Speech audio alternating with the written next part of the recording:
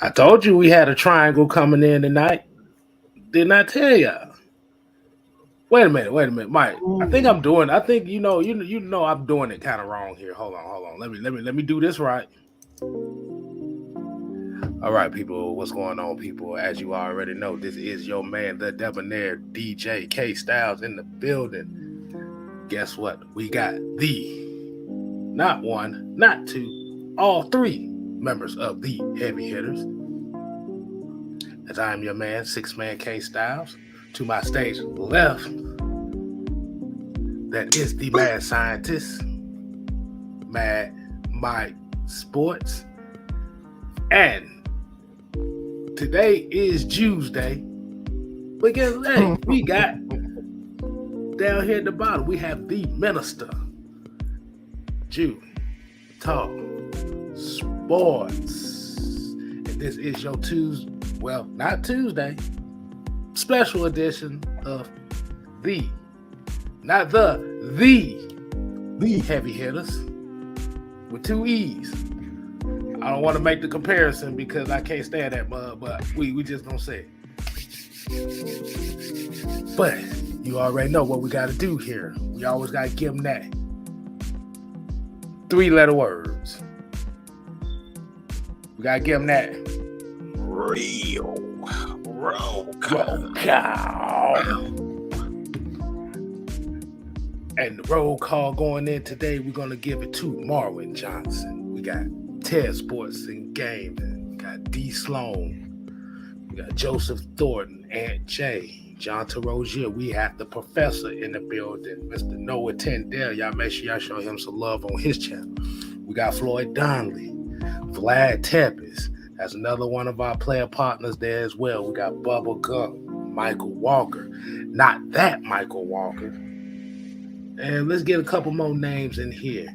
We got Raymond Elder, D. Coleman, Black Heart, Isaac Crime, Trauma Locks.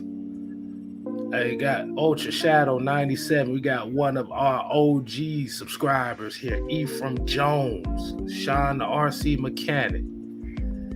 We got Teacher Red in the building. I gotta behave. All right, let me get the hold on, we done. Malcolm exposed. I'm about to get Malcolm exposed. I know about teachers and homework and rulers. Nah, we good. No, I'm good with that.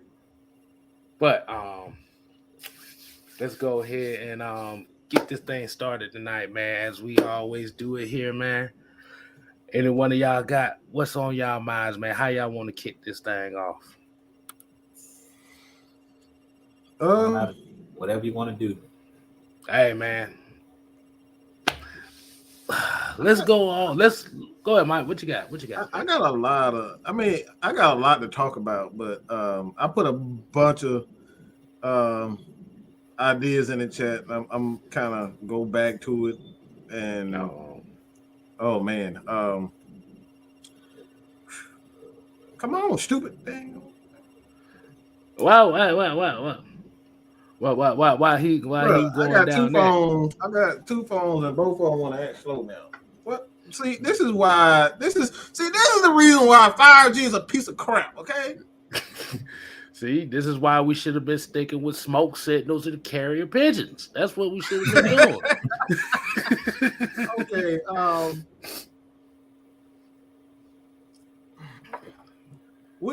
I want to talk about, what we was referring to, Jude, in the got a number of ones. We got the predictions. We got the offense, defense, special teams, MVP, the numbers on rushing and comeback players, a player on each team that you kind of the player on the team, and we can do the NFC South, and we just keep the Atlanta Falcons, but we got a number of topics here that to kind of choose from. But let's start with this one. Because this is one that Jude was talking about. And we're going to give it a hot seat. We're going to put some people on the hot seat. I think it's time for the heavy hitters to get on the hot seat. And Me personally, if you haven't checked the video out, I had a guy and that I thought needed to step up. And this particular person, although he is young and he's, I think he definitely has potential. He comes from Jew's favorite team, the Auburn Tigers, the War Eagles, whatever you want to call them. How the hell they got two damn? That's what I want to Two know. mascots. How you get two mascots? Well, now I can't say nothing because Tech got two mascots. Yeah, the Rambling Red. We got a stagecoach and a bee.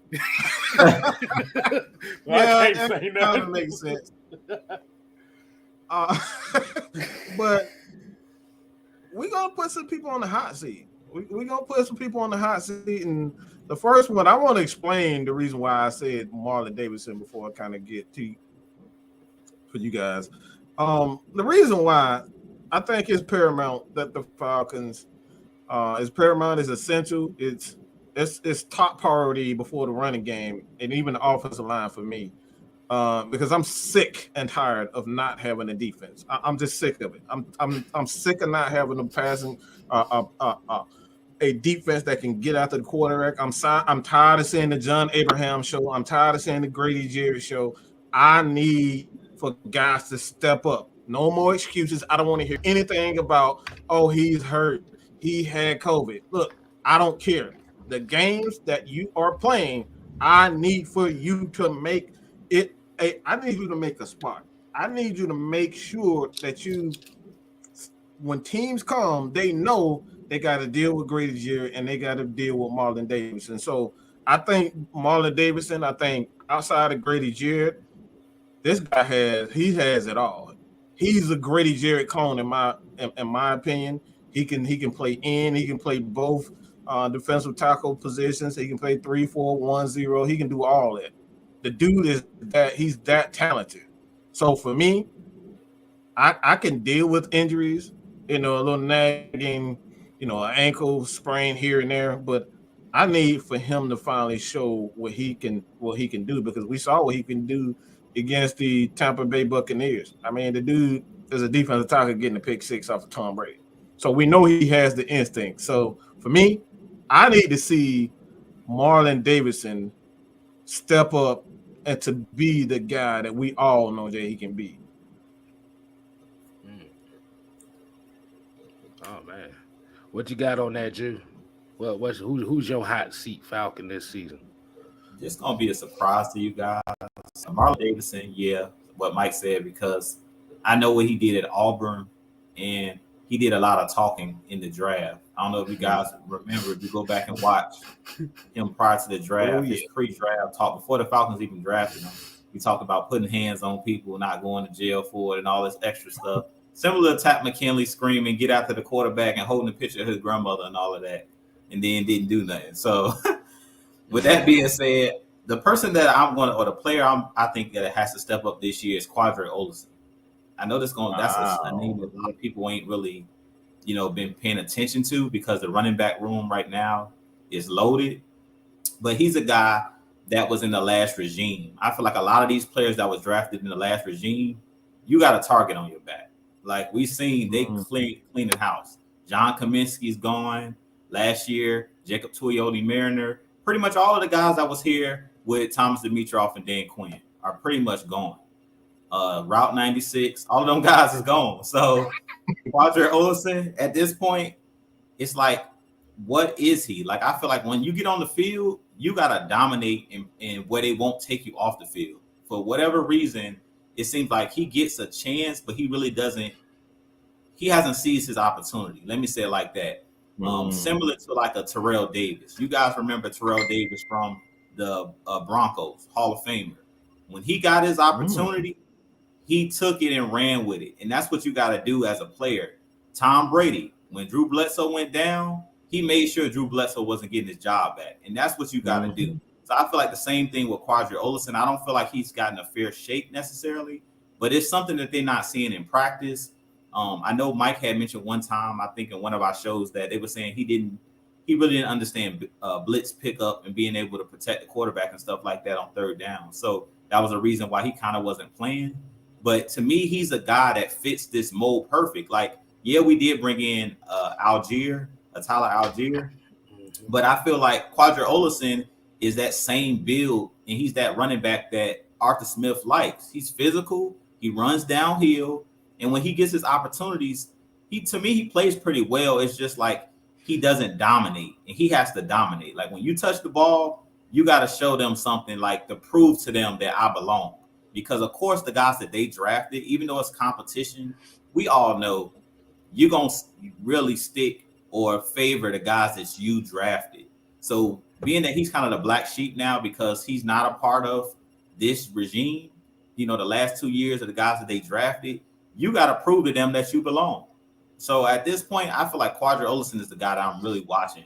I want him to show out in training camp. I want him to show out in preseason and prove that he can be a starting running back. Because really, I think he could be a starting running back. Don't let no rookie come in here, Tyler Algier, when you've been in the league, 3-4 years now, and mainly not even dressing in most of these games. Like, you got to show your stuff, man. You got to come out here and be that downhill. Because to me, he should have been able to take Mike Davis's job. Like, we keep complaining about, the weight that Cordell Patterson had to bear last year.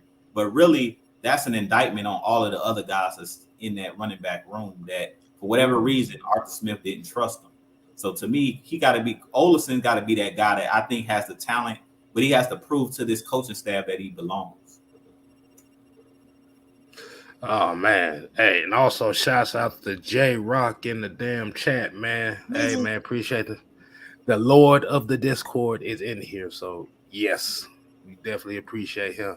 Hopefully we get him back on here pretty soon as well. But man, y'all hit some good ones. Marlon Davidson, Quadri Olson. This is kind of tough one because I got a couple players in mind, but I'm finna go with the glaring one. The most glaring one for me, who's on the hot seat, is Matt Hennessy. Yeah, because essentially what has plagued this team for the last couple years is that center position. Once Alex Mack left, that center position has been real shaky.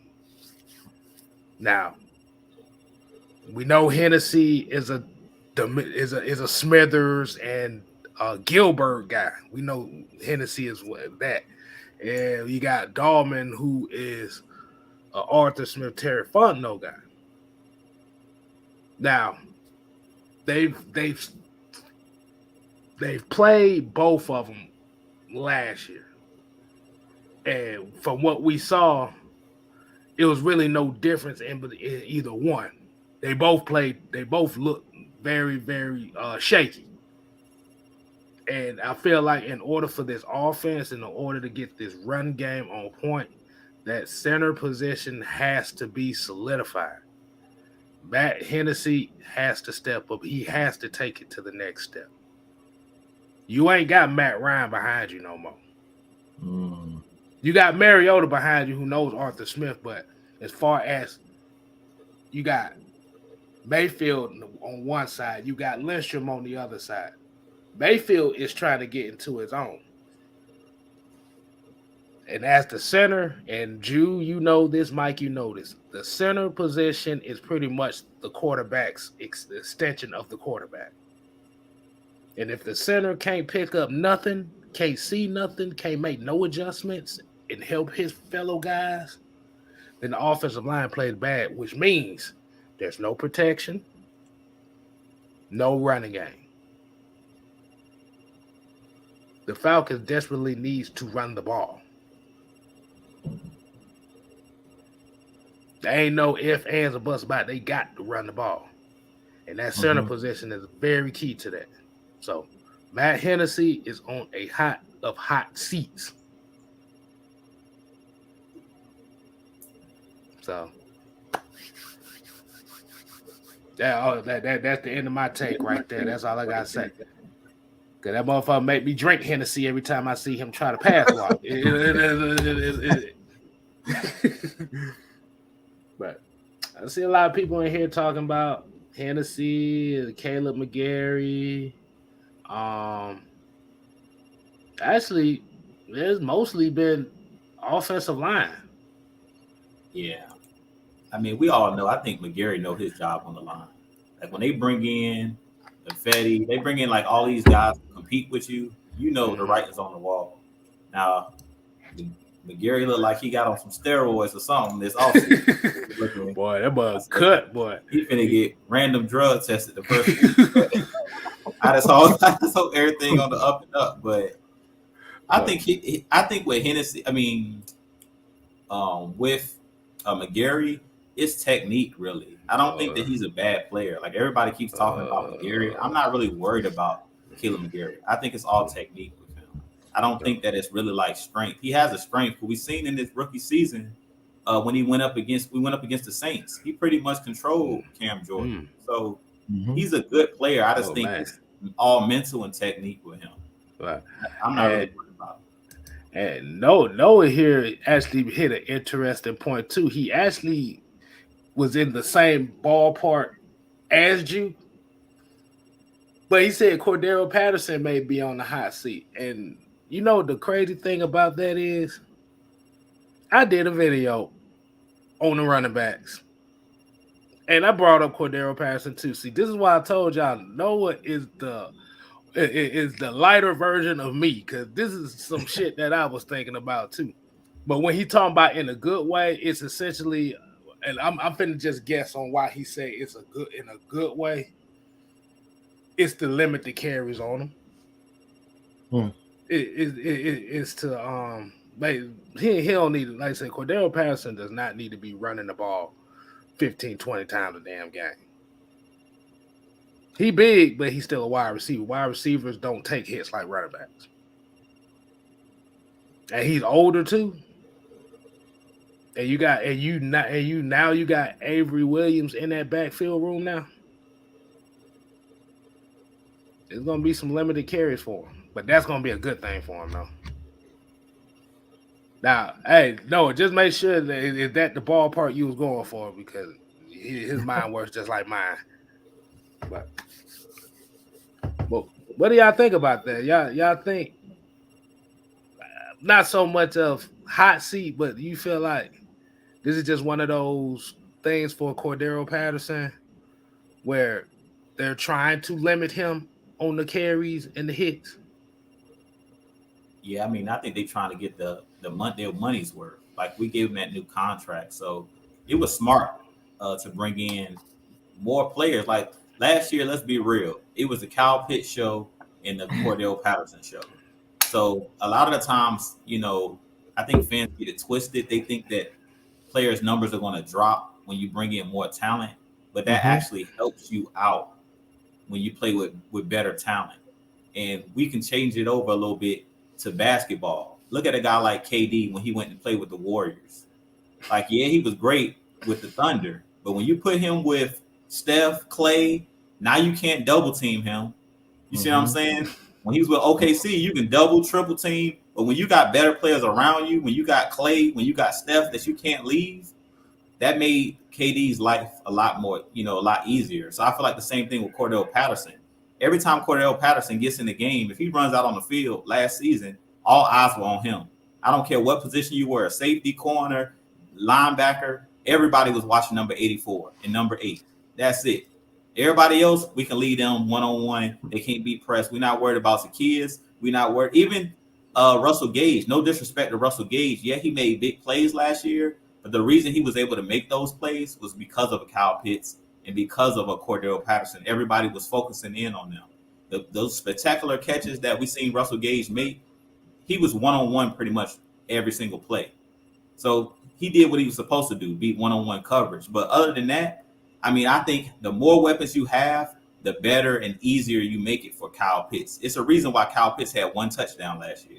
And I talked about this in my video I just did on Kyle Pitts, is you bringing in a complimentary player and Mike's talked about this as well when we had Mohamed Sanu. When you bring in that complimentary wide receiver, it only makes the number one wide receiver's job that much easier because it takes the burden off of them. So this year, Kyle Pitts is not going to see triple teams and double teams as much because if you your boy start cooking on the other end, Drake London starts to cook, and he's exposing whoever's covering him, that number 2 corner, or exposing that slot corner, you have to start bracketing him. And then at that point, that opens up everything for Cordero Patterson, opens up everything for Kyle Pitts. So I feel like the more talent you have, the better. Hey, Mike, I got a question for you. Mm-hmm. And it's kind of going to this Cordero Patterson thing. Do you kind of feel like I'm gonna ask you? Was Cordero Patterson's success based on his skill set or the fact that Kyle Pitts got all the respect?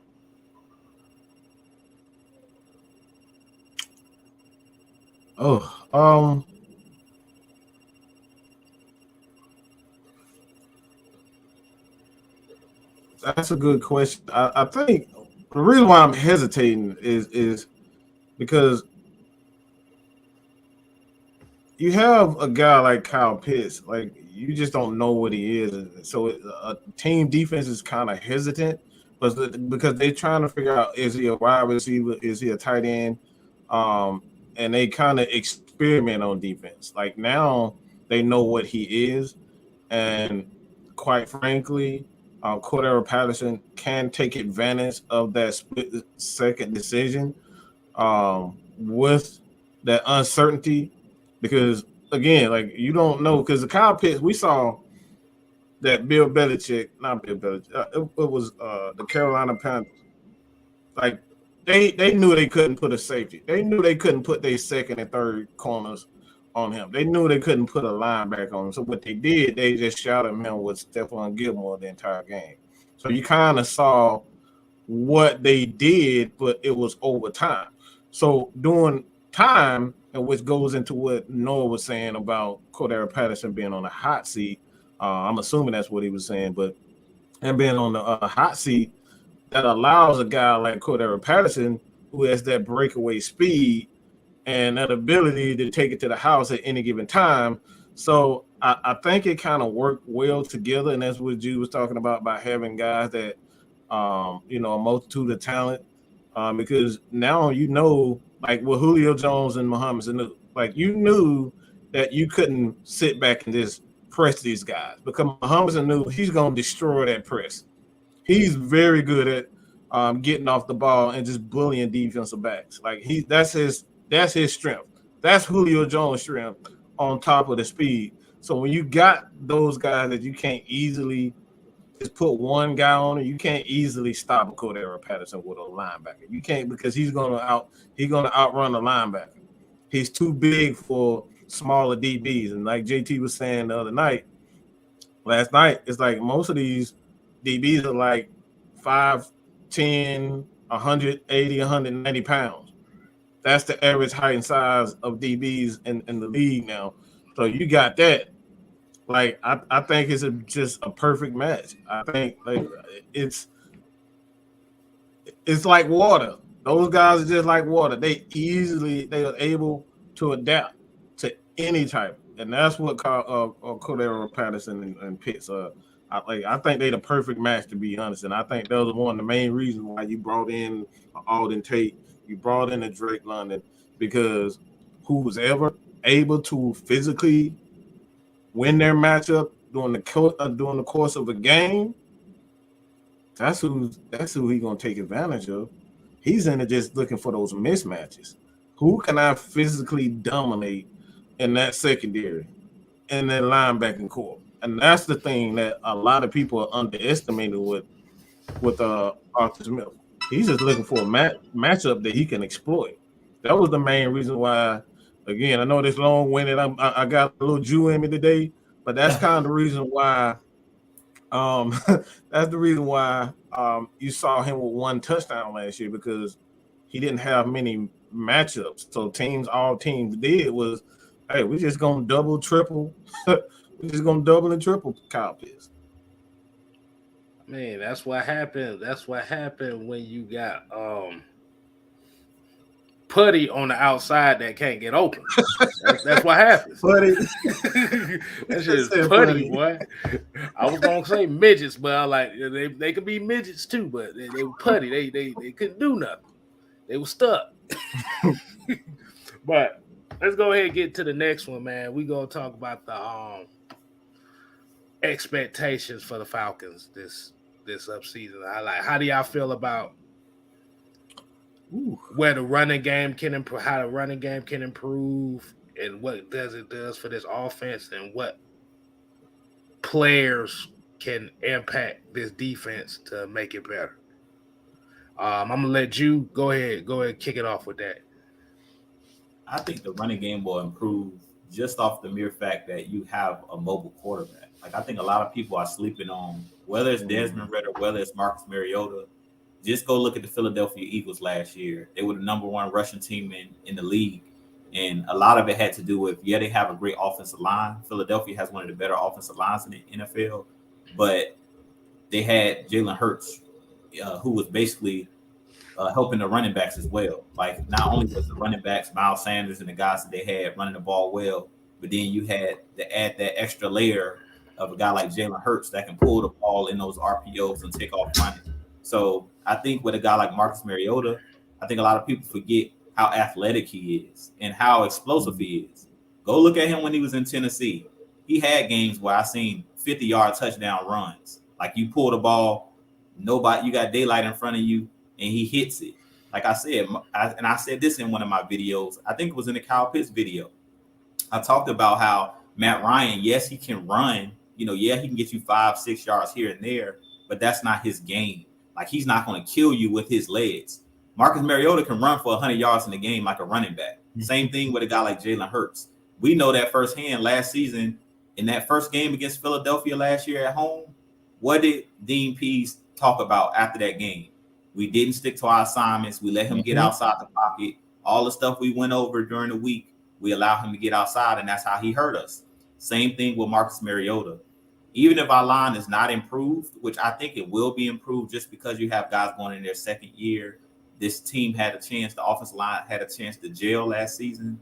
Even if those guys really don't improve, in the running game, if you're just strictly running RPO, the defensive end or that outside linebacker has to make a decision. And do I tackle the running back or do I get Marcus Mariota? Like, everybody has an assignment. So it makes your job a lot harder as a defense to basically focus on who has the ball. We talked about misdirection last season with those with those reverses and things of that nature. I think this year you're going to see a lot of that. And that's why they brought in the guys that they brought in, like Demir Bird. He's a guy who can do those type of reverses and trick plays and things of that nature. That's things I think we're going to see this year. And with Marcus Mariota back there, when he's a true dual threat, I think it makes it a lot harder for defenses to cue in on what you're doing. With Matt Ryan, and y'all talked about this last night with JT, you pretty much know what Matt Ryan's going to be. He's not scrambling to run. He's scrambling to look down the field. And when nobody's getting open, that's some of the reasons why Matt Ryan took sacks, because he's not going to just take off and run on the third down necessarily, this 3rd and 10, because he don't think he can get to the sticks. But a guy like Marcus Mariota, you in man coverage and everybody turns their back to him, he's going to bolt out the pocket and go get that first down. That's going to be his first mind. He going to look. If it ain't there, he going to take off because that's just his mindset. He's an athlete first. Matt Ryan was a guy that I'm going to look to throw this ball at all costs. And then if it comes down to it, I'll take off and run. But he's more reluctant to do that. And I think that that's going to put a lot of, and we know this firsthand because we struggle against mobile quarterbacks. Now we're going to give a lot of these teams a taste of their own medicine, that they're going to realize how hard it is to contain a guy that's mobile. And I talked about it in my last video I did as well. It's like, it's not the first play, as they say with Russell Wilson. It's that second play where it becomes backyard football. He's back there scrambling around, and now he's breaking contain. The cornerbacks don't know, should I go after him? Because now he's broke contain on the defensive line, and now he's running up the field. I don't know whether to come back and get him or go and get the wide receiver, because a lot of times, if you look at the big plays that Russell Wilson makes, it's when he's scrambling around, nobody's open, he takes off like he's looking like he's going to run. The corners, now they have eyes on him, and now his receiver then bolted up the field, whether it's Lockett or whether it's DK Metcalf, they just snuck behind the defense, and that's when he gets those 50-yard, 60-yard pass plays. So I think it'll be the same exact thing with a guy like Mariota, and I think that's another reason why they wanted those bigger wide receivers, because the pass doesn't have to be perfect. If he's throwing a 50-yard bomb, trust me, Kyle Pitts, Drake London, they gonna win that matchup 9 times out of 10. So I really think that this defense is gonna be hard. I mean, this offense is gonna be hard to stop because you have two quarterbacks that are mobile, and mobile quarterbacks are a headache. I'm sorry, man. I'm sorry. I know y'all caught me laughing here, but Devontae, like I said, we still trying to figure out what the hell is backup quarterback energy. This is the most ass backwards damn comment I heard this year. Yeah, I didn't know there was a such thing as backup quarterback and starting quarterback energy. You win the job, you win the job. That's it. And all the people that saying Desmond Ritter was a winner, he was a winner in college. But Marcus Mariota, if you go look at his stats when he was at Oregon, he was a winner as well in college. That's another thing I've been getting a lot of people been saying.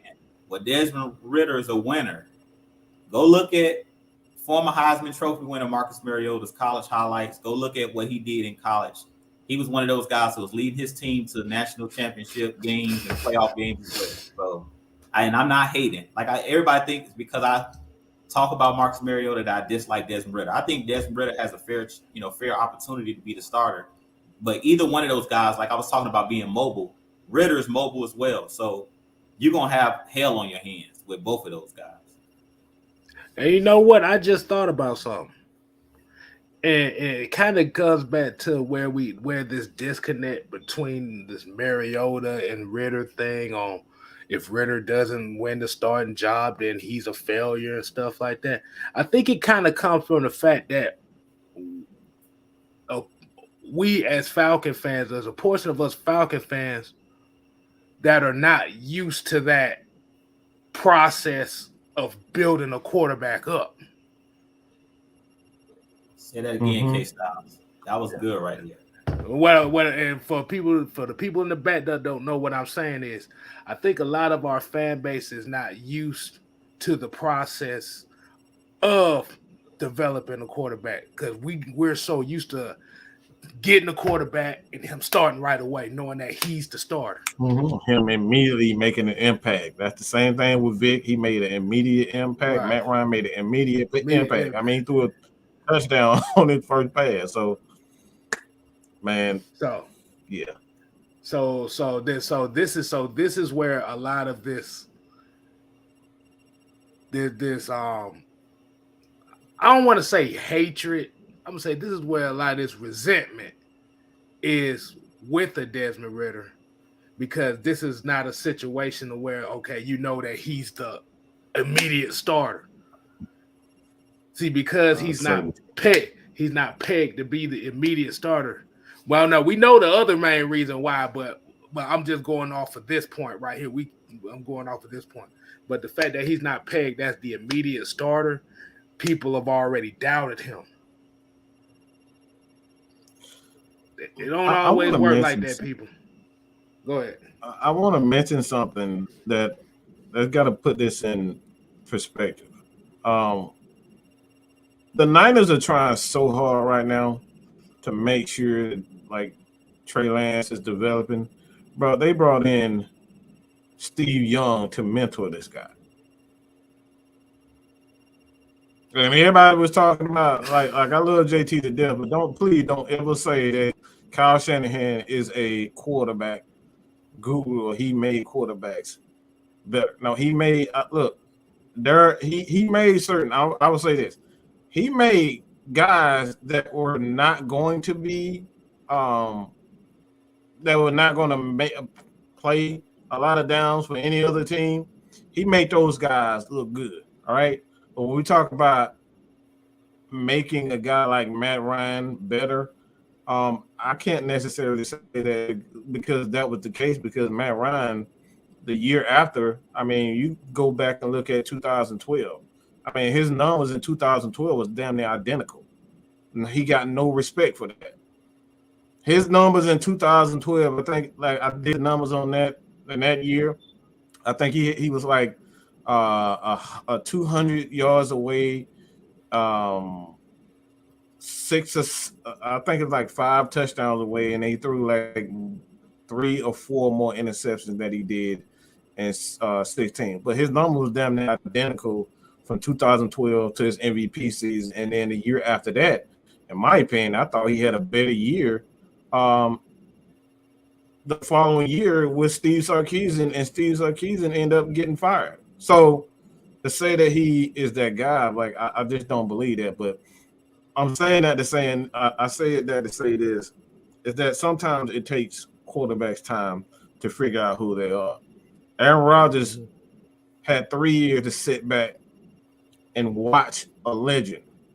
He had 3 years to sit back and watch him. Mm-hmm. And we want these guys to sit back and just, all right, and get it immediately. Warren Moon was in the U.S. I don't even know what the hell even the name of the league. USFL, the old USFL. Like he got his start there. So he came to the NFL and still had over 40, 50,000 yard pass. So he got a late start to the NFL. So we have these examples of quarterbacks having a slow start to their career. I mean, Drew Brees is another guy. Tom Brady. We just brought up Tom Brady. Tom Brady wasn't even slated to be a starter. Mm-hmm. He took advantage of a situation and he immediately made an impact, and he never relinquished that. So we got all these guys that sit up here talking about, we need to get a guy, a Bryce Young, we need to get CJ Stroud. Like, at the end of the day, it comes down to the player. And this is where I think the Falcons got away from what they typically have done, is building the right foundation as a team. So when a guy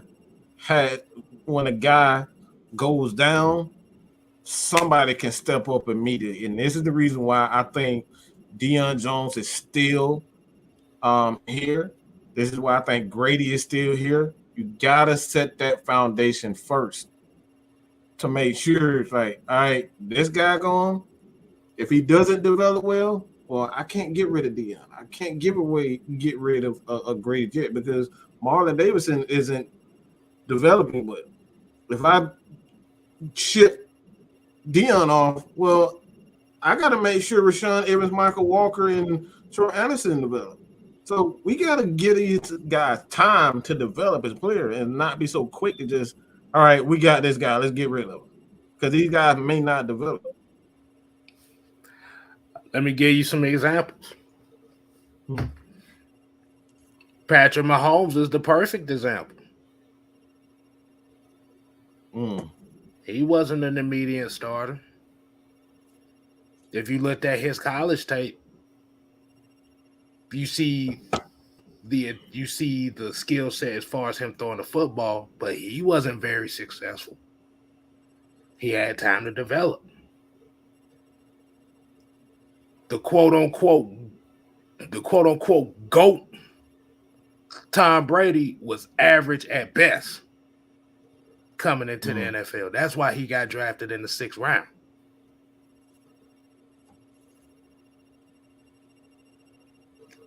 Drew Brees was a 2nd round pick for a reason.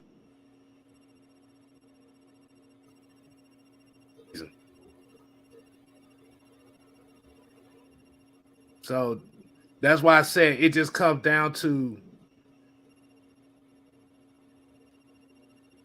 Ritter. Like I said, it just comes down. Ritter is not flashy.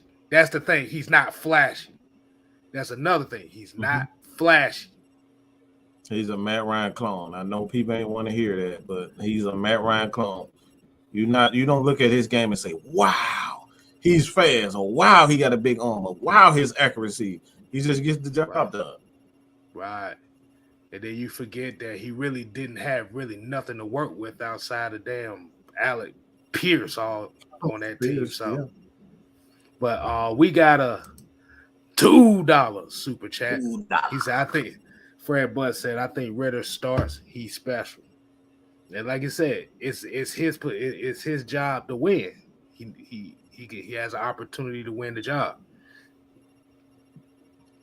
Because we can't say that Bryce Young and CJ Stroud are guaranteed neither. Mm-hmm. What do we always say about quarterbacks that come out of Alabama, quarterbacks that come out of Ohio State? Now, I'm not saying that you ain't got that many success stories. You really don't have that many success stories because why? We don't know. We don't know. Right. Bryce Young and CJ Stroud could dip this year. They could play absolute garbage this year. And then what's going to be the story? Y'all still want them if they play terrible? Remember, this upcoming draft, before the season started, who was the number one quarterback prospect that was supposed to went into this draft this year? Do y'all remember who that number one quarterback prospect was? Spencer Rattler. Oh man, wow. Yeah, ooh boy. He fell off the earth, bro. It was Spencer Rattler was supposed to have been the number one quarterback prospect in this year's draft class. Mm-hmm. He got benched for a freshman after the fifth game. It ended up transferring to South Carolina at the end of the year. Mm-hmm. I mean, Bo Nix was another guy too. Bo Nix started off. Please. I forgot about my bad, dude. My bad. You good? I call him Bitch Trubisky, but yeah, they the same person. Yeah. Look. It was supposed to be Spencer Rattler, Sam Howell, Bo Nix. Mm-hmm. This was before the season started. Spencer Rattler got benched and transferred to South Carolina. Bo Nix and transferred to Oregon. Mm-hmm. Sam Howell got picked in the 4th or 5th round or something. 5th round or some shit like that. Man, I like Bo Nix too. That's the weird I like him, but he's just so his decision making is just, bro. It leave you just like, bro, what are you doing? What are you thinking? He do too much. He just do too much. He's not a bad quarterback. He just does way too much.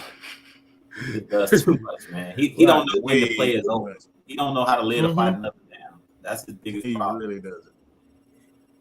Right. And like I said, this is why we always say next year, like I said, Bryce Young and CJ Stroud are not a damn guarantee out here. If that's the case, if you was waiting on those two, you wouldn't even draft a quarterback this year. But you drafted one. Arizona Cardinals picked a quarterback in the first round 2 years in a row.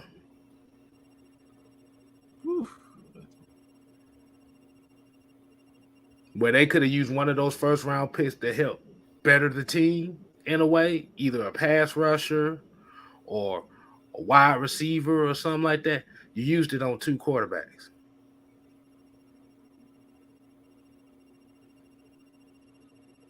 At the end of the day, bro, we, like I said, and that's why I said I like this Desmond Ridder pick even more because I know people hate it. And usually when people hate a pick, they usually do damn good. So I'm rocking with it.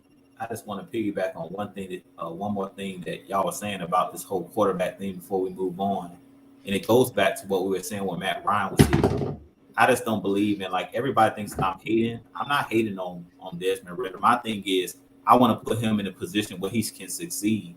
Like we talked about Matt Ryan, we talked about Michael Vick. And what we kept saying last year, fellas, we kept saying when everybody wanted a quarterback, when Justin Fields was coming out, our biggest issue was the team is not built around him yet. Right.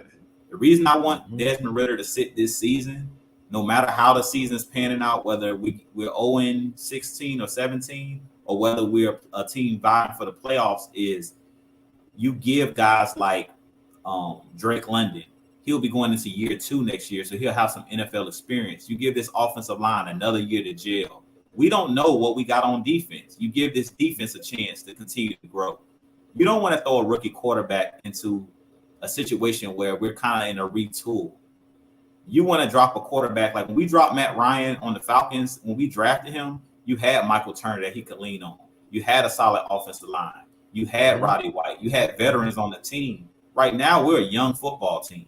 So you don't need a young leader. You need a veteran, grizzled veteran out there with these young guys to help them develop. That's the biggest thing. And that's why I talked about on What's the Word, Dirty Bird. Like the biggest thing is right now for the Falcons is development. That's the key to everything is player development. We got to develop these guys. So throwing Ritter out there right now doesn't benefit him. It's not that he's not a good player. To be honest, I don't think he, like, as much as we keep saying it's going to be a competition, I really don't think that he really has a fair chance, to be completely honest with you guys, to be the starter. Because Marcus Mariota already knows the playbook. He already had the leg up. He's been with Arthur Smith. I said this in my video I did about the quarterbacks. Right after Matt Ryan we got traded Matt Ryan. Not a couple days later, who was coming into the Atlanta Falcons facility? Marcus Mariota. Like they had him on speed dial.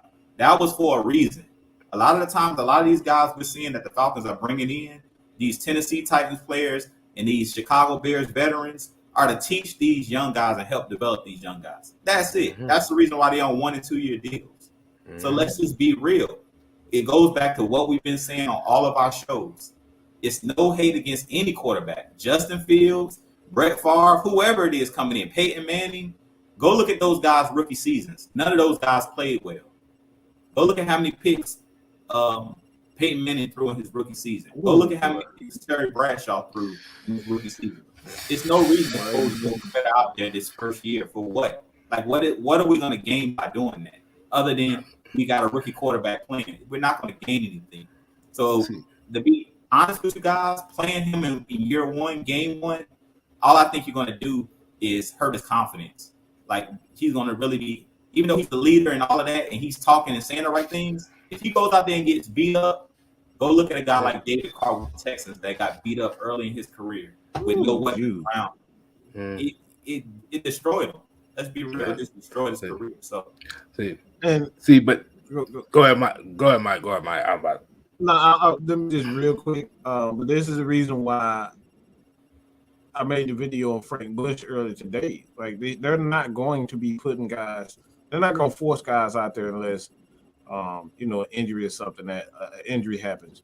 Because even he said with Troy Anderson, I know everybody want Dion gone. And I know they want to make sure the young guy or the guy that they bring in, he immediately sees the field. But they said even with Troy Anderson, there is a process. They're not going to throw it. They did the same thing last year with Richie Grant. Richie Grant had to get to a point where he had to prove to them that he understands the playbook. So you guys, you have to watch the entire videos. All right, I'm going through every article. We're going through D-Les. We're going through all these guys. Torrey McElhaney. We're going Scott Bear. And I'm dissecting these interviews so you guys, you don't have to read. I'll read for you, okay? I do it for you. You don't have to read. I will do it for you. Watch the videos so you will understand, okay? So you understand what exactly is happening. I think what the issue is, we fell into what we describe today's society as a microwave society. It's all about the instant success. We want instant impact. Not knowing that a lot of these teams that have this elongated success, a lot of these teams that got elongated success, I'm not talking about once every 4 or 5 years. We talking about like continuous success. They don't rush guys out there right away. That's what, like Jude said, like Mike said, you brought veterans here for a reason. You got a lot of young guys on this squad. And they essentially brought in veterans at every position on this team. So we gotta get out of this notion that if the guy doesn't start immediately, then he's an automatic failure. The game don't work like that, bro. I grew up watching football where some guys didn't even see the field until year 3. Oof, yeah. Like I said, we just named one of them. Mm-hmm. He's considered the GOAT. Yeah. Like you said, Patrick Mahomes sat a whole year.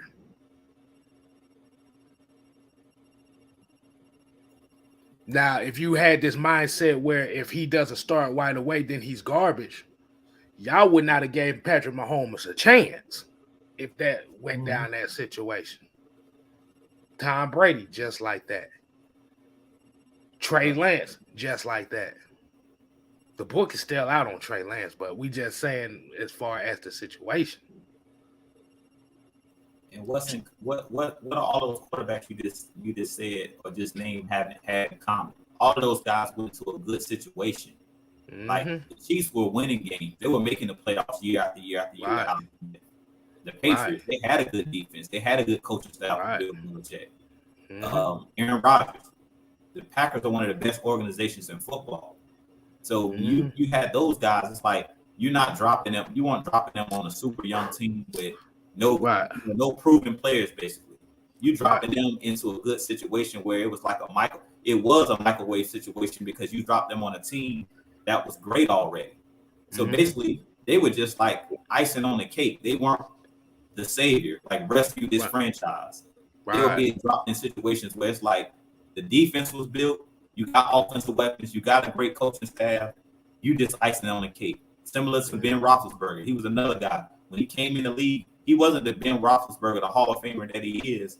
Year 1, he had the Jerome Bettis. He had the Willie Parkers, and then a solid defense. So you had him. It's just like, okay, third down, you make a short pass or here and there. But first 2 downs, we're going to run the ball. We're going to put you in third and manageable.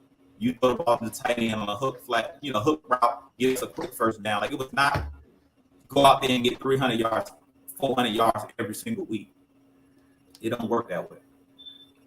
Yeah, so we just got to get out this mindset of, and like I said, everybody's trying to rush the process. You can't rush the process. The process is going to be the process. These guys got to learn.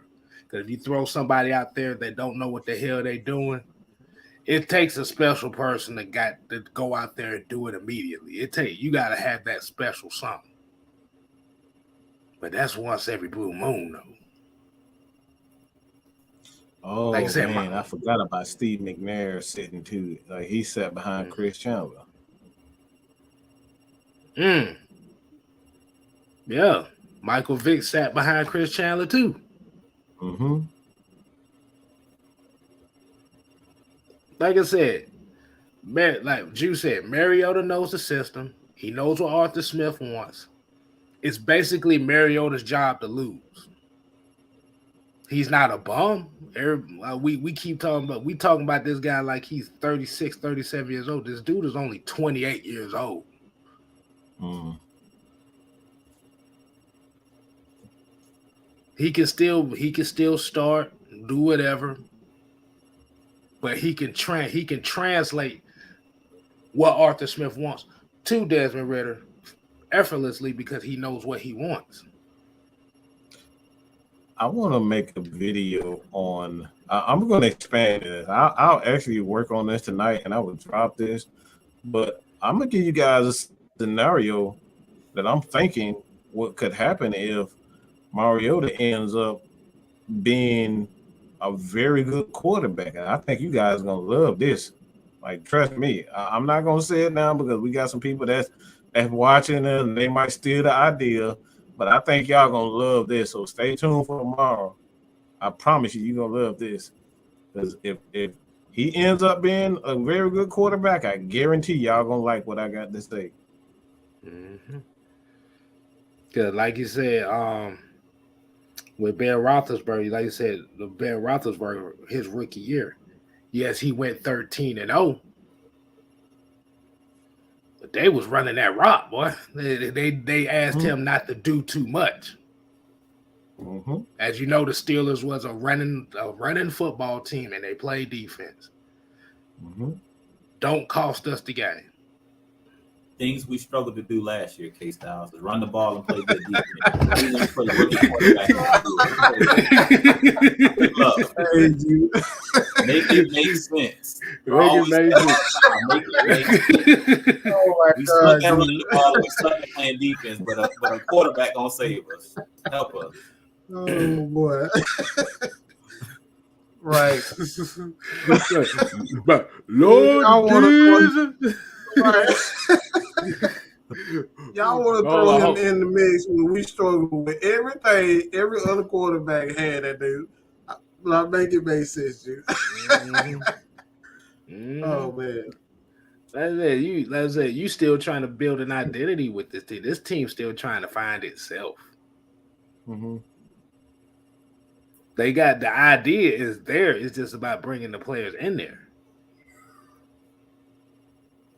Look, before we segue, I know we've been stuck on this topic, but I kind of wanted to piggyback on something that Mike said about Kyle Shanahan that JT was talking about last night when he was talking about him being great with quarterbacks. No, the thing about the Shanahans, both Kyle and his father, Mike Shanahan, they understand the importance of the running game that helps the quarterback. That's the biggest thing with the Shanahans, is they understand any team that he coaches, Kyle Shanahan, everything is predicated off the run. The West Coast scheme is predicated off the run and play action. We've seen him with any running back. He can get any running back off the street. Elijah Mitchell, now that he has, I think, like a 5th round pick. I don't care who's in the backfield for the 49ers. They're going to rush for 1,000 yards. The same thing when he was here with Devontae Freeman, Coleman. I don't care who you put in that backfield. He understands. He has one of the best systems when it comes to running backs running the football, and that's what helps the quarterback. So yeah, your quarterback gonna play well because you're gonna run the football. Your offensive line is gonna play well. So yeah, most quarterbacks that he has does look. He's not a quarterback guru. He's excellent at drawing up plays in the running game, which makes the quarterback job easy or easier. So I think that's the biggest misconception with Kyle Shanahan, which he is. I consider him an offensive mastermind. He is a good, offensive mind. But he's not a quarterback whisperer. He's just great at drawing up running plays. And then when you key in on that run, then that's when he hits you over the top. That's what Kyle Shanahan does best. I about to say, as all the players that got grounded in the dirt. As all the players that got grounded into the dirt because of it. Boy, you might well. Yeah, he's a great play caller, but boy, he overuses the shit out of people. Look, let me say this. Let me add on to this too. Like what he said about Kyle Shanahan. Like people don't realize his system gets his quarterback hurt, and he gets him hit a lot because he's not thinking about pass protection. Kyle Shanahan is never really thinking about pass protection.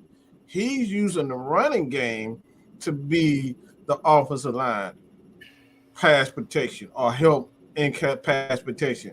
Reason why I say that is because people don't realize Matt Ryan was one of the most hit quarterbacks in 2016.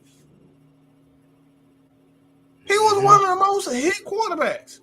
They didn't say he was hit like 210 times that year. Mm-hmm. In the MVP season.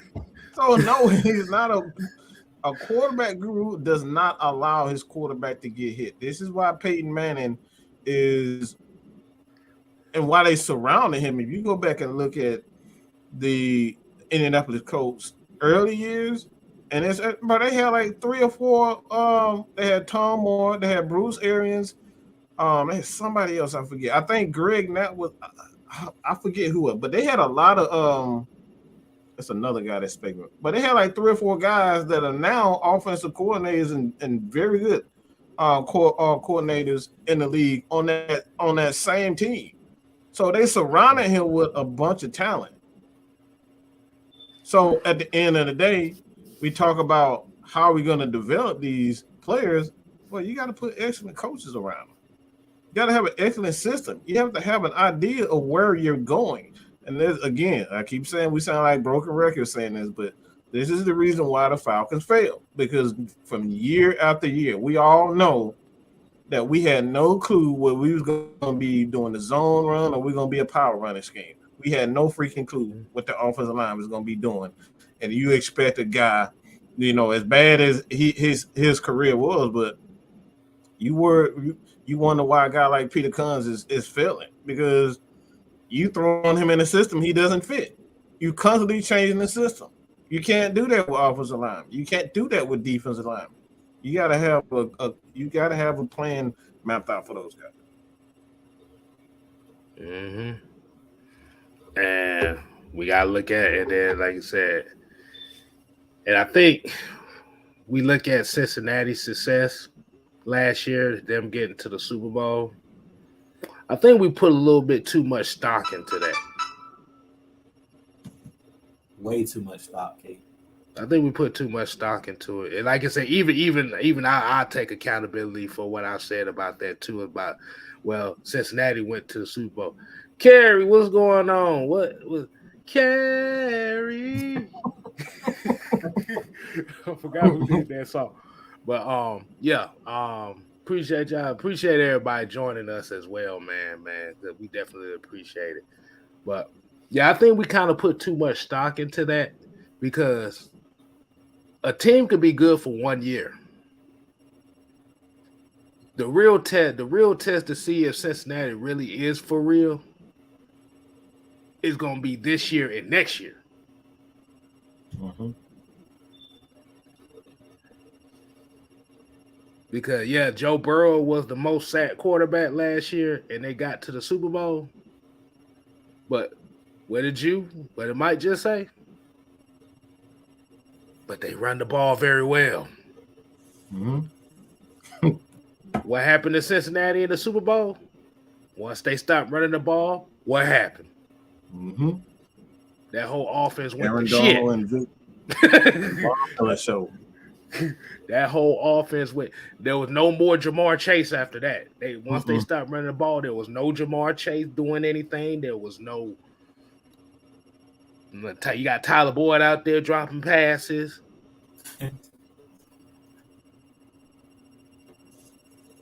Mm-hmm. So, regardless on what the popular belief is with Cincinnati, you're not gonna know what this team really made of until after this season and next season. Yeah, everybody hit the damn like button. Everybody hit that damn like. Everybody bitch slap that like button for us. Come on, like we got less than 30. Like, good God, we got about 100 people in here. Yeah, 100 people. It should be at least 50 likes on this damn thing. At least. At the very. We try to get the 50. At least get the 50% up in this, man. Yeah, you're killing us, man. You're killing us, but we appreciate you watching. But hey, only thing I'm gonna say, man. If you wishing for bad, you're gonna get bad results. And then be complaining about why there's bad results. You're speaking it into damn existence. Yeah, sometimes we just need to shut the hell up and just let the process play out. That's it. We don't damn know. How many times we don't say that? We have no clue. If you would have told me that Dion Jones, when we drafted him, Keanu Neal will have, like, the way his career started, he was on pace to be one of the best strong safeties in the league. And then bam, his career came to an end of really just one injury. So these are the things that we talk about. Development is key. If you don't wait for these guys and properly train these guys, things like this happen in the NFL where injuries come along. So this is the reason why we got to make sure that Desmond Ridder is properly trained, because we don't know if he's going to stay healthy. We don't know what's going to happen. You got to properly train these. Let me ask y'all a question. I'm going to use a scenario here. Let's say you purchase a home and you want your home built from the ground up.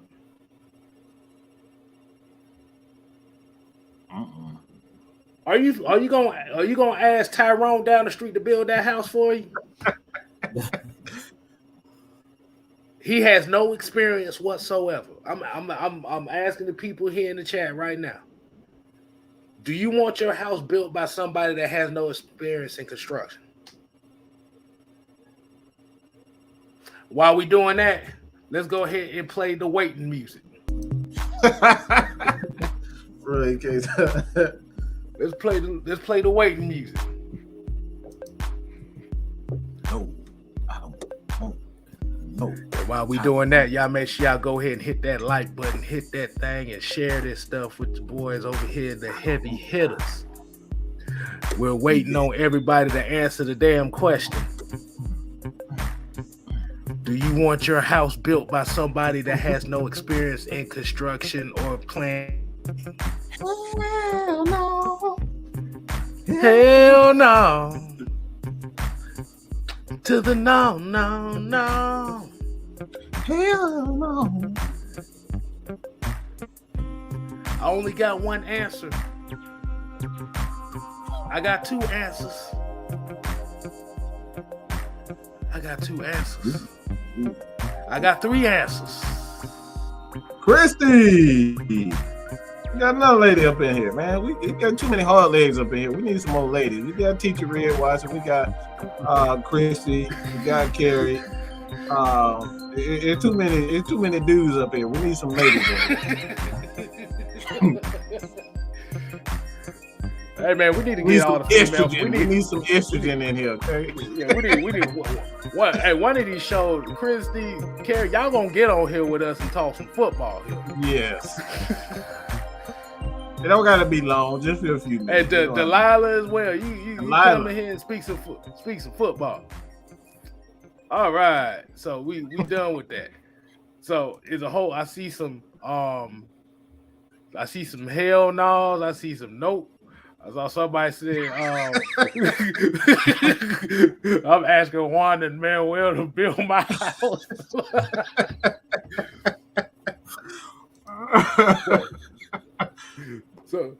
So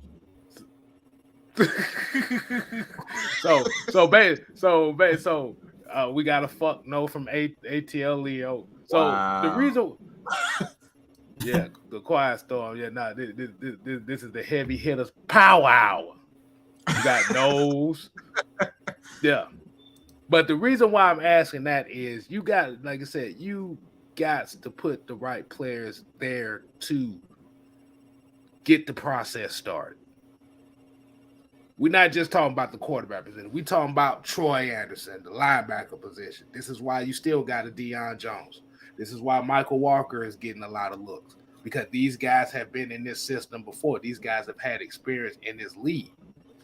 Now, when you bring in a guy like a Troy Anderson, you got Nick Kawakawak. You still got him on the damn team. These guys all got experience.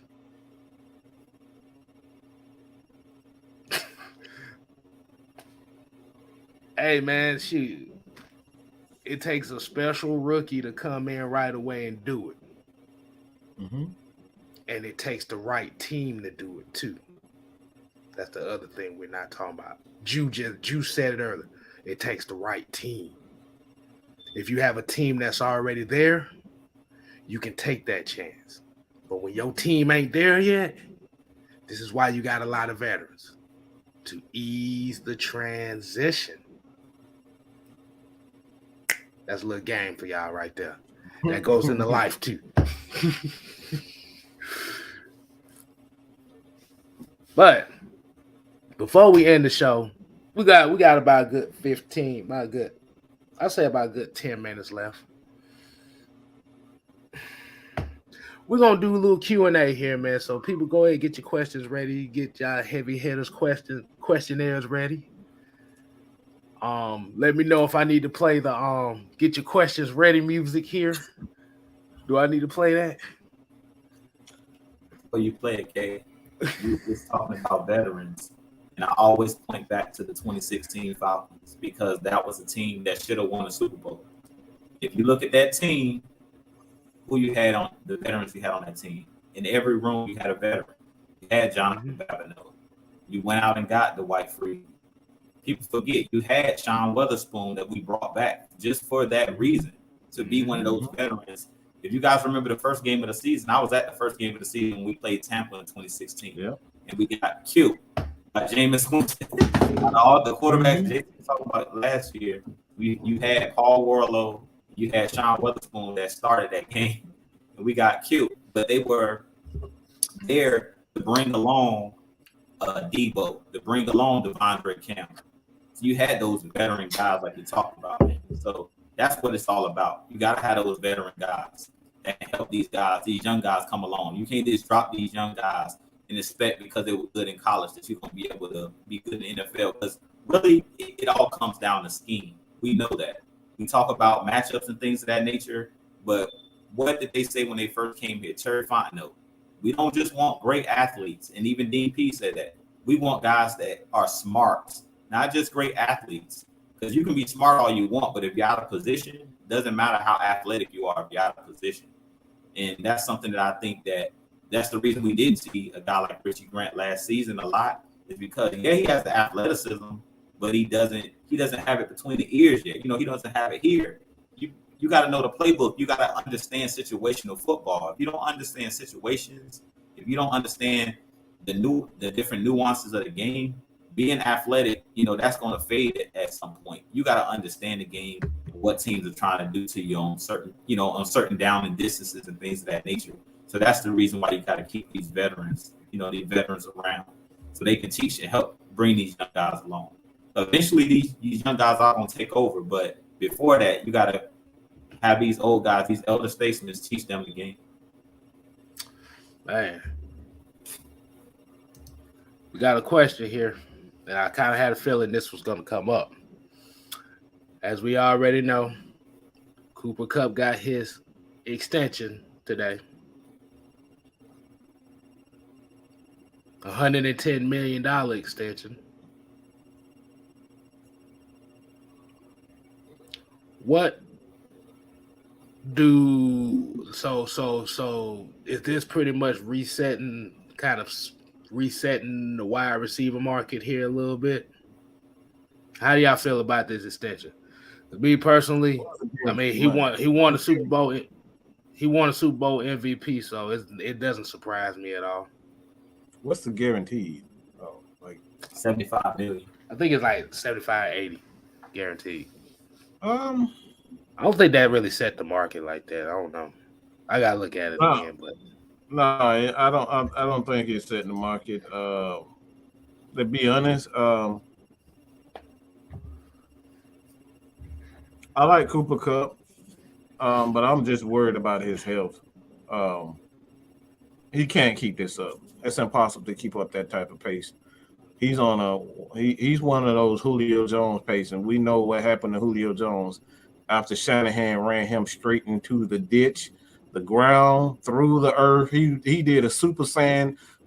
He did a Dragon Ball Z, driving motherfucker through the earth. That's what he did to Julio Jones. I think Julio Jones had like 138 receptions, 800 yards or something like that, and like 200 and something.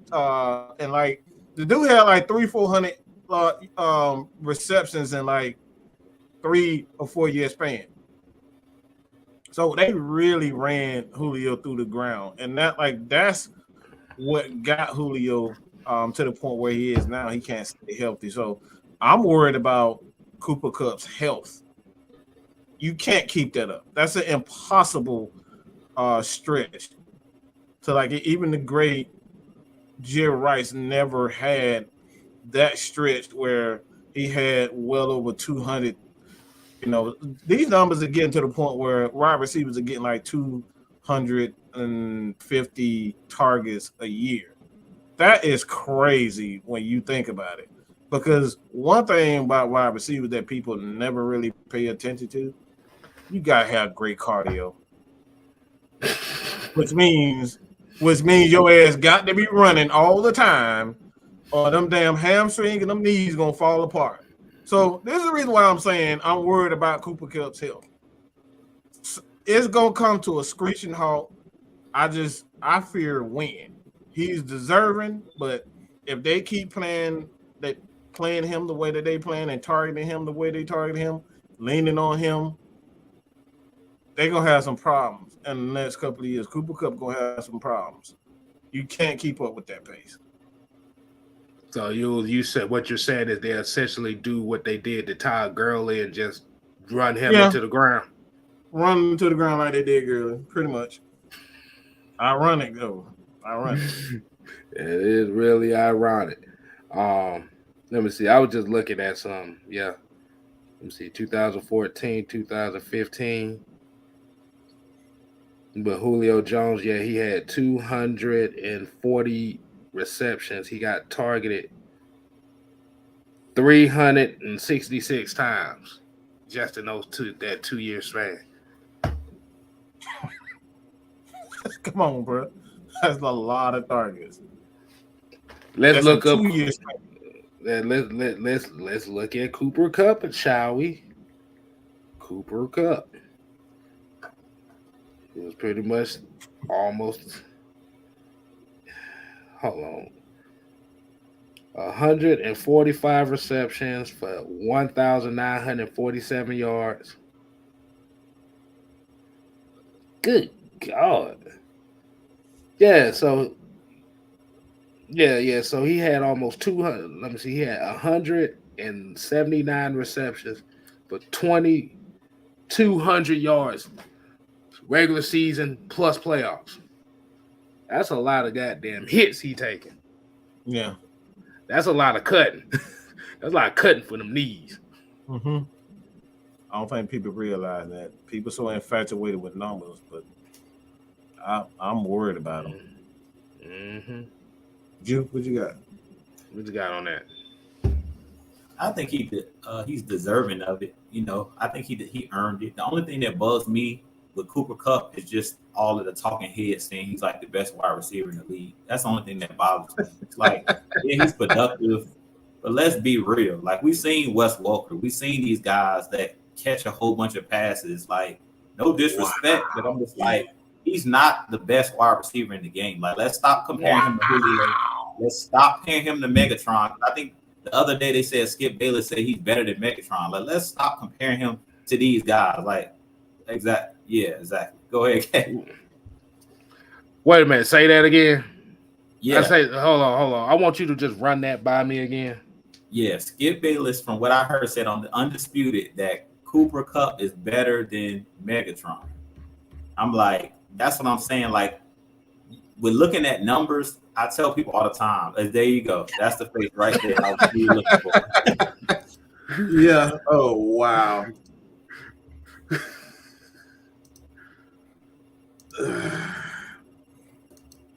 Yeah. Let me get a hot. Hold on, I got a better one for you. I got a better one for you.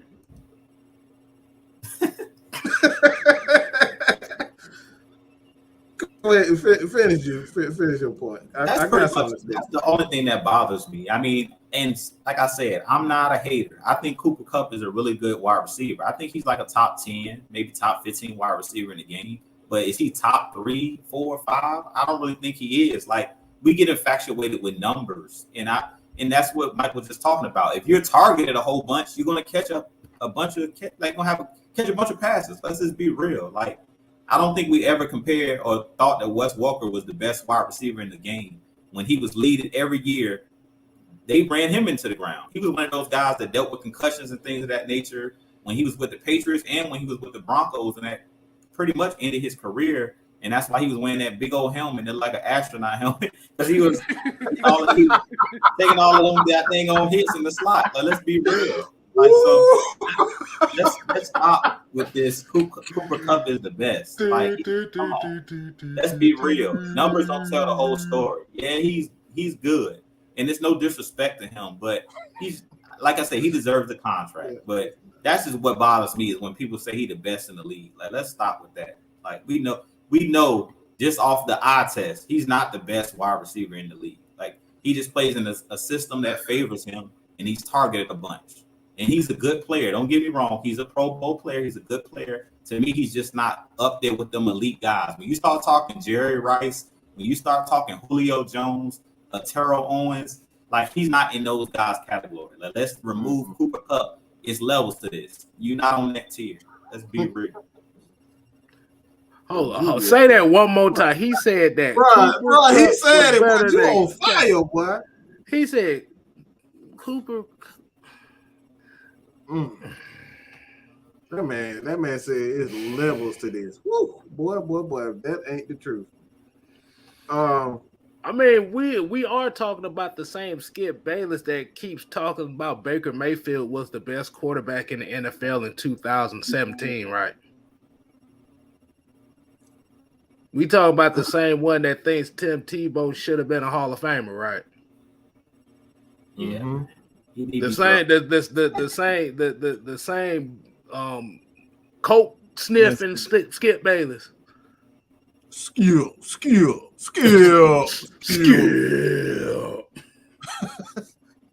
Hold on. I gotta do this right. Hold on. Jew. He didn't say that. Tell me he did not just say that. Look, I said it like this. I didn't hear him say it, but it was on all over Twitter. They were saying that he said that Megatron, he was better than Megatron. I said he's not even in the same, like, they're on two different planets. Let's be real. When you start talking about goats of the, wide receiver goats, Megatron is up there with the goats.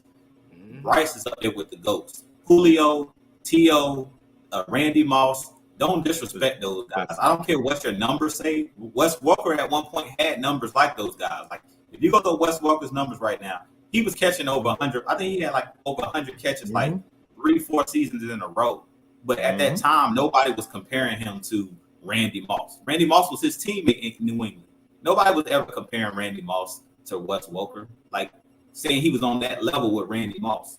But it's like now everything's about the numbers, and they want to elevate these guys because it's all about selling jerseys. We know what it's about. It's about selling the NFL. They want to elevate these guys. It's like disrespecting those guys before. The guys before, you disrespecting these guys when you start comparing these guys that just started doing it. It's a reason why Mike always talks about consistency.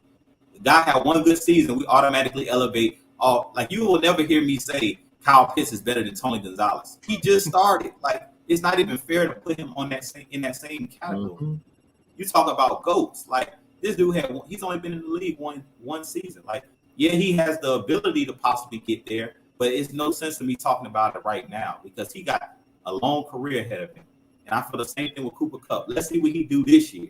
Let's see if he can do it year in, year out. Because that's what Julio did. Julio had a 10-year span where he was like, his numbers was crazy. Cooper Kupp only been doing this for how many seasons? Let's be real. Come on.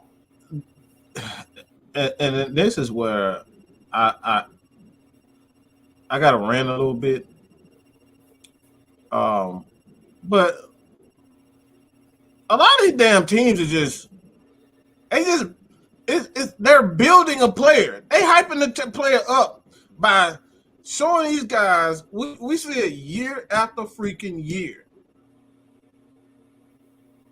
Well, you see guys like Justin Jefferson. Not to say that these guys aren't talented, but they're getting targeted. We had Terrence Mathis on this show. He said, if I was getting 200 targets a year, my numbers would have looked the same. So when we talk about these receivers, these running backs, he rushed for 1,500 yards for 15. Well, he got 400 damn carries a year. So it's easy to, I said it before, it's easy to recoup or when you talk about receivers like Julio Jones, I can get those 1,600 yards from Julio.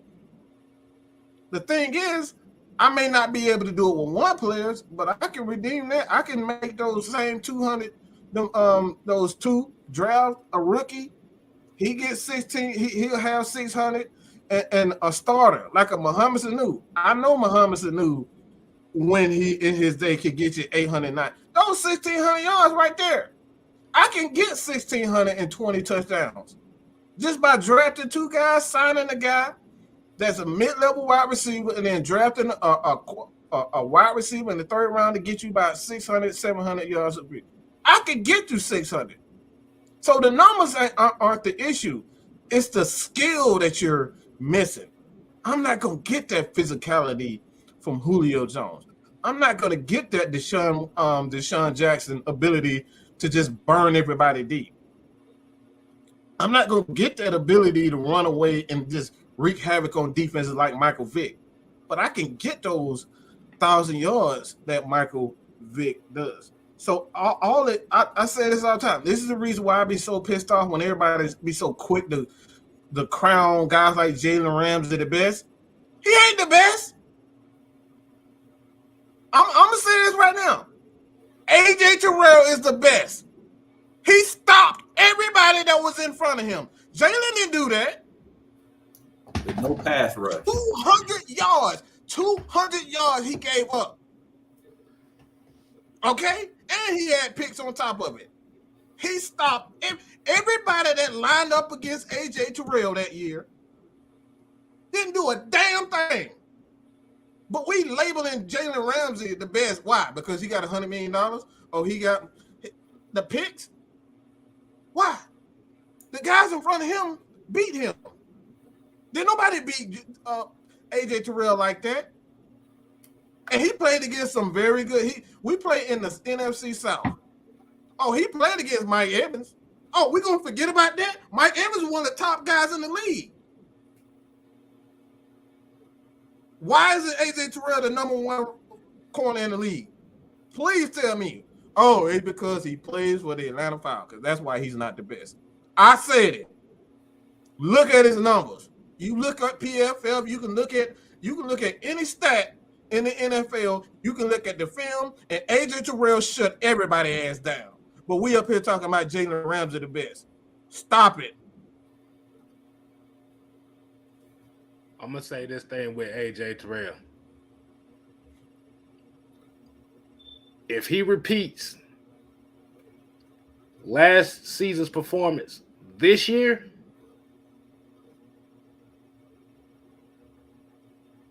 I'm talking about the same exact type of season where he's not giving up nothing.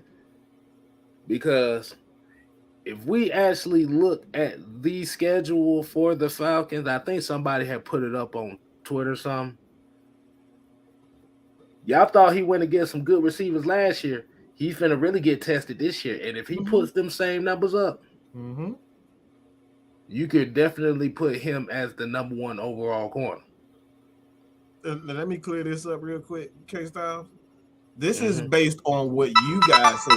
When we talk about guys that have one bad, when he had one good year, because we talk about consistency. But if you want to say, all right, the standard, all right, he had a great year. Well, ain't nobody better than AJ Terrell last year. He got the picks and he had the numbers. Guys lined up in front of him, they did nothing. So it's based on that narrative. One good year. Like I said before, nobody had better numbers than him. But since he's a Falcon, he doesn't play with the Atlanta Falcons. Everybody wants to say Jair Alexander and all these other guys. Yeah, they some great corners, but they didn't do what AJ did. That's just facts. That is true. But let's go ahead and start winding it down here. We're going to get everybody's damn final thoughts here. We definitely appreciate y'all tuning in to this very special edition of the Heavy Hitters on Tuesday. So we definitely appreciate it, man. And I don't know who wants to go ahead and kick off their final thought. Voila. The floor is open.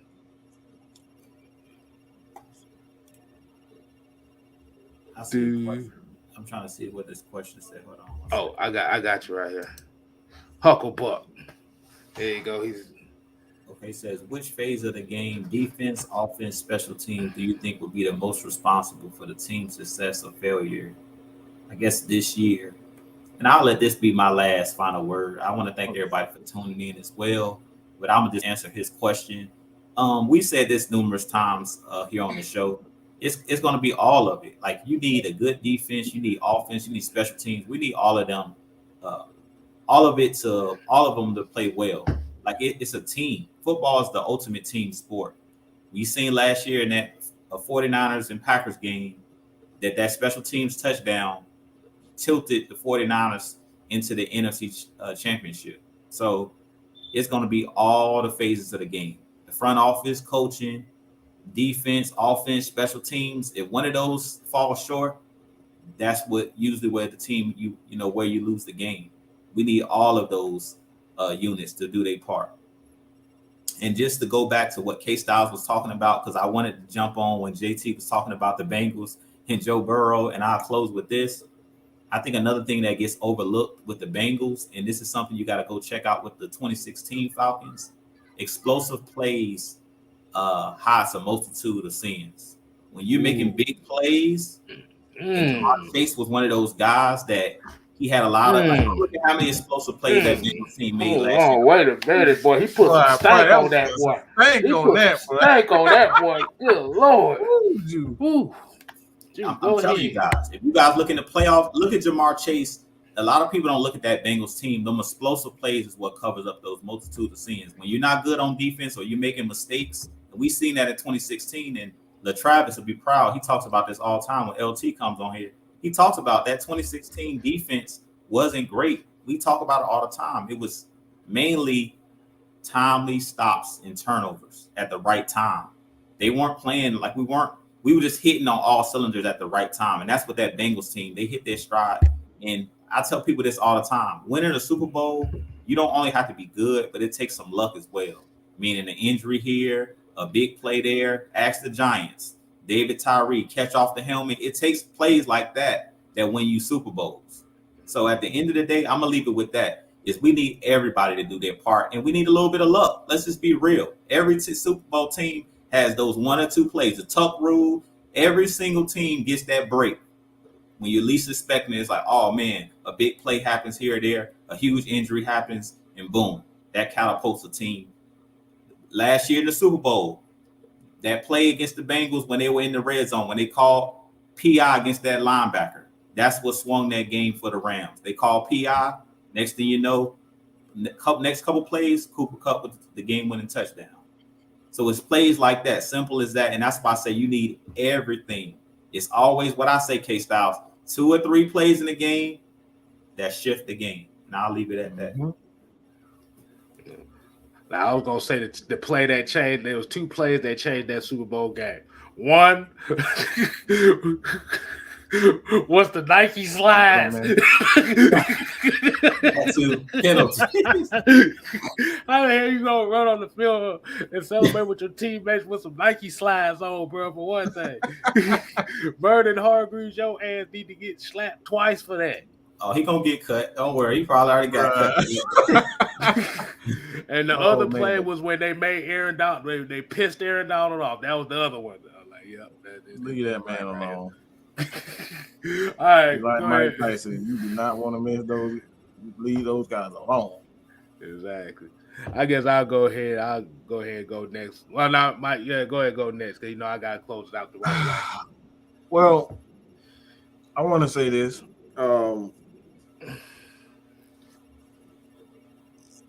I think this is important to say to the fans, okay?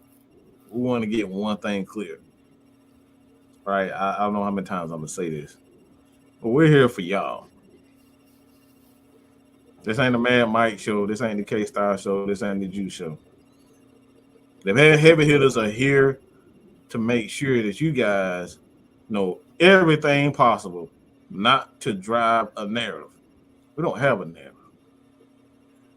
We support our team through thick and thin, and we try our best when we spend sometimes all day looking for the answers and putting these shows together, watching film, watching other content creators. So we here for you guys, all right? So when we ask you guys to leave these questions, we're not just talking about Falcon stuff. Oh, we go deep. Oh, believe that. We watch all teams. We in the know in history. We can go back. We can go back pretty far with our football knowledge. So Like we said before, you don't have to be an Atlanta Falcons fan to enjoy this platform.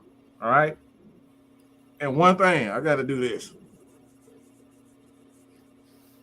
Why am I doing that?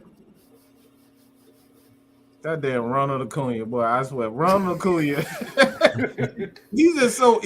Ronald Acuna he's so energetic. Like I used to be in baseball, really, but Ronald Acuna, he just make me want to watch baseball. Just so energetic, just a good, fun-loving guy, and like I just it gets me excited to sit down and watch this guy play. It reminds me. It reminds me of Steph Curry when I watch the NBA. You know those guys just gonna have fun. They're not gonna be out here yelling, screaming at their teammates. They're gonna play ball and they're gonna have fun. That's what I like. So, like I said before, we are not your enemy, people. Come holler at us. Friday Night Madness is for you guys. That's your show. You can come on, speak your piece. You will be heard. I promise you that. Hey, Before you go, man. I just want to say one other thing. Since Mike said that we don't know it all as well, I learned from everybody on this panel. We learned from the fans. So I appreciate you guys' questions and comments. So definitely leave your likes, your shares, your comments on the channel. We appreciate it. Like we said, we ain't your enemy. We want to hear what you guys got to say. And I ain't taking shots at JT neither. It's all love. But I did want to join last night when he was talking about it. I ain't taking no shots. Yeah, we ain't taking those shots. I ain't shooting no shots at him. Like I said, we good, man. He reminded me a lot of myself, and I really enjoyed him last night coming on the show. But like you said, we enjoy you guys' takes, and we enjoy hearing from you guys. Like, we don't know it all. That's why we always say, K-Style, what we say? We don't what? We don't damn know. That's it. All right. So y'all know what happens now. Kick it. So my final take for the night is, where was all those fans that wanted Deshaun Watson? Why they're not talking about this situation now and what's going on? We said it before when the situation happened. The issue wasn't that we didn't want him. You didn't want the distraction. Always seems like there's more shit coming out every week about this whole situation. You done gave up $230 million guaranteed to a guy you don't know that's gonna play next year. So the Falcons did dodge a bullet.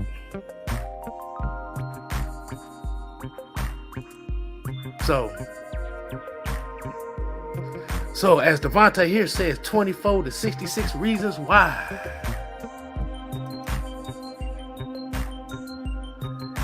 This is why we say it ain't always the best thing to go chasing gold, because sometimes it's fool's gold.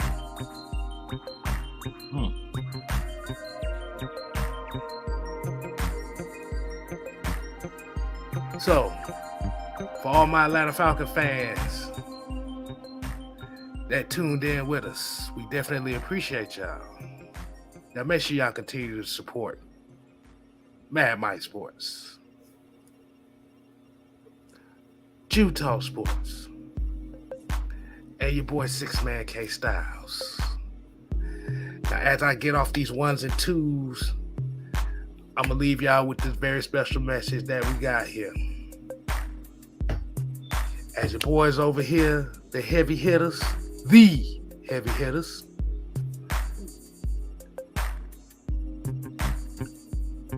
go by, y'all remember Kurt Angle had the 3 eyes? We live by the 3 U's. Usefulness, unpredictable,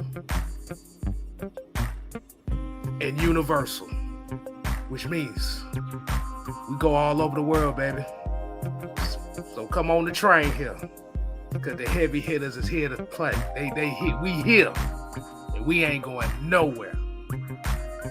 So until next time, we ain't here to play. We here to stay. You ain't got to go home. But you gotta get done by the head.